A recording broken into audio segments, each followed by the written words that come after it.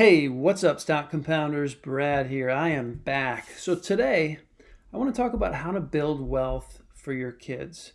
Uh, One of the most important factors in compounding wealth is time, the length of the runway. And while I can't reverse time and start investing earlier, I have a kid who's like almost 3 weeks old now, and a kid who's almost 2 years old.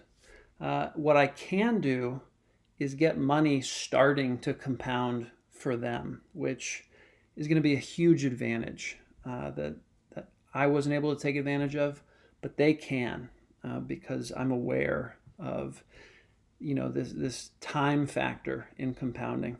So I did a bunch of digging on different accounts, what accounts are best in terms of setting up an investment account for a young child. And the thing I arrived at is this thing called UGMA or UTMA custodial accounts.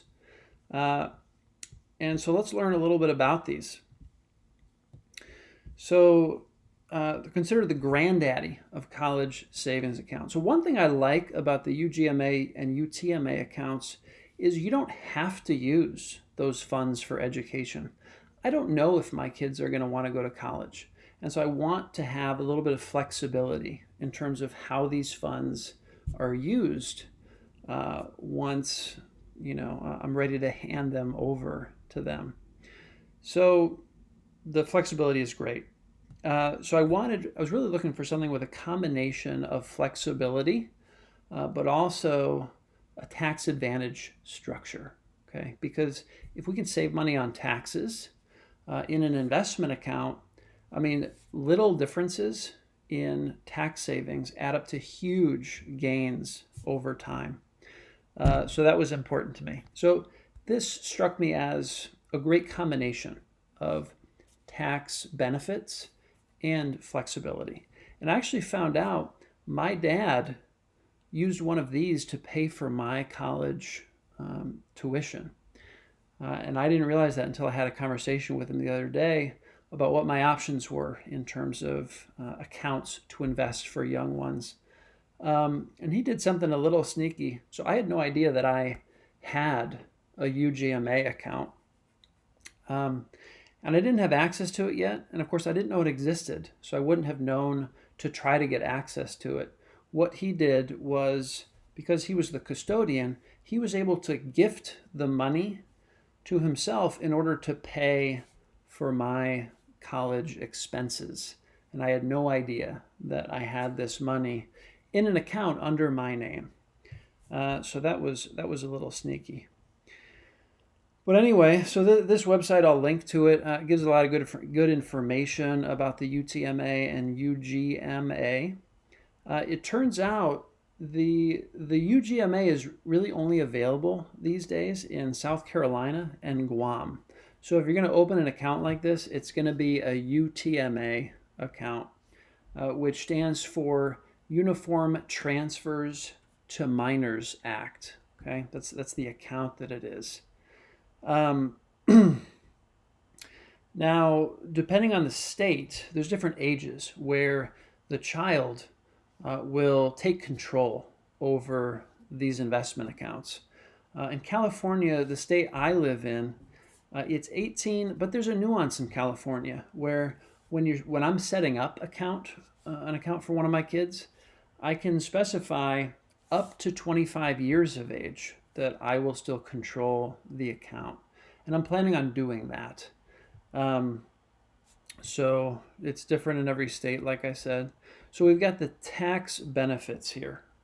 So every child younger than 19 or 24 for full-time students is allowed a certain amount of unearned income at a reduced tax rate. So the first $1,100 in capital gains and dividends on an annual basis aren't taxed. They're tax-free.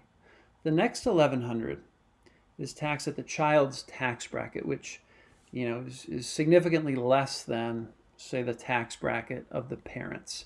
So you've got $2,200 in capital gains and dividends each year that is very tax advantaged. Okay. And if you're not selling anything, say you're aiming to identify long-term compounders in this UTMA account and just let it ride. If you're not selling them, you're not going to be taxed because there's no capital gains that are being realized. And then above that 2,200, any capital gains or dividends on an annual basis are taxed at the parent's tax rate, income tax rate. You can see a little bit about eligible expenses.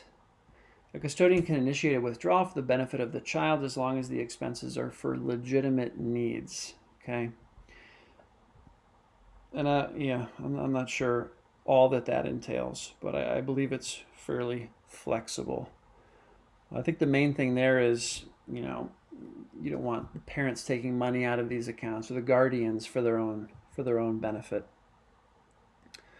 Upon becoming a legal adult, the child can use the money without limitations.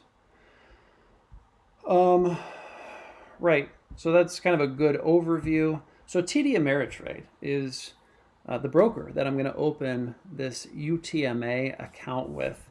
So this is what they say about it. Sometimes used to save for a child's education. Account allows beneficiaries to use the assets as they wish when they reach the designated age. So it's a custodial account set up by me on behalf of a minor. All assets transfer to the beneficiary. In my case, I'm going to set it up so that it transfers at age 25.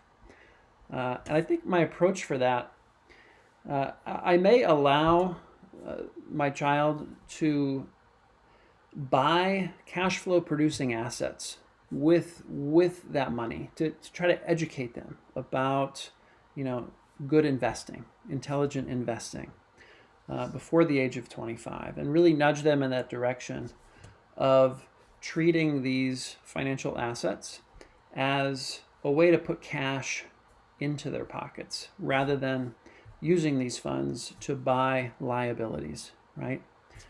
So that's definitely a very important lesson that I wasn't taught, and that I'm very eager to teach the next generation. No limits on annual contributions. That's interesting because I thought, so this is a countrywide, these guidelines here, these bullet points. I thought there was a $26,000 per year limit for couples filing jointly. Maybe that's for California, without incurring a gift tax. Okay, so there's no limits on annual contributions, but above a certain threshold, you're going to be paying this gift tax. That's to prevent really wealthy people from just passing a bunch of wealth onto their children without paying taxes on it. Withdrawals must be for the minor's benefit. We talked about that. It's not tax deferred, right? So once it transfers over to the child, it's not like they have a big tax bill due. The taxes are being paid as the account goes along at these really beneficial tax rates, particularly for, like I said, capital gains or dividends each year that are under that $2,200 threshold. The custodian can be any adult. Minor must be a U.S. citizen or permanent resident. And then, there's a little bit more information about the Uniform Transfers to Minors Act, which is the basis of these accounts.